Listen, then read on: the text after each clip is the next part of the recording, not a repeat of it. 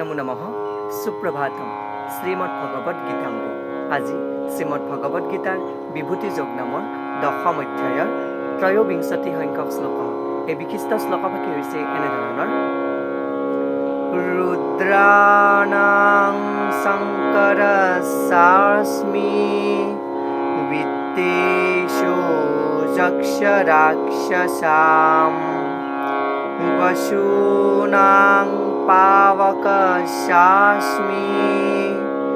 মেৰুঃ শিখৰিণামহম। এই বিশিষ্ট শ্লোকভাগীৰ বক্তা হৈছে শ্ৰীমদ ভগৱত শ্ৰীকৃষ্ণ। শ্লোকভাগীৰ অসমীয়া অৰ্থ হৈছে এনেধৰণৰ: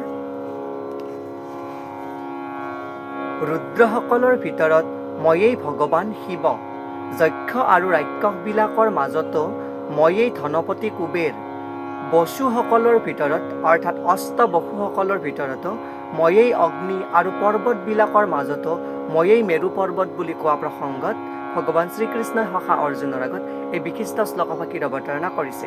শ্লোকভাগীৰ প্ৰসংগাৰ্থত ভাষ্যকাৰে উল্লেখ কৰিছে যে একাদশ ৰুদ্ৰ, তাৰ ভিতৰত শংকৰ বা ভগৱানেই বা শিৱই প্ৰধান। তেওঁ পৰমেশ্বৰৰ ভগৱানৰ অৱতাৰ আৰু এই বিশ্বৰ তমগুণৰ অধিপতি। যক্ষ আৰু ৰাক্ষসবিলাকৰ অধিপতি কুবেৰ, দেৱতাসকলৰো ধনাধিপতি। তেওঁ পৰমেশ্বৰৰ এজন প্ৰতিনিধি স্বৰূপে। মেৰু পৰ্বত হ'ল পৰ্বতৰ শ্ৰেষ্ঠ আৰু এই পৰ্বতৰ উত্তম শ্ৰেণীৰ প্ৰাকৃতিক সম্পদৰ প্ৰাচুৰ্যতাৰে প্ৰসিদ্ধ কৰি তোলা সেই মৰু পৰ্বতৰো মুখ্য স্বৰূপেই হৈছে ভগৱান শ্ৰীকৃষ্ণ। গতিকে এই সমস্তৰে আধাৰ হৈছে পৰম পুৰুষ পৰম আৰাধ্য শ্ৰীকৃষ্ণ। এয়াই উক্ত বিশিষ্ট শ্লোকভাগীৰ সৰল গুঢ়াৰ্থ। ধন্যবাদ।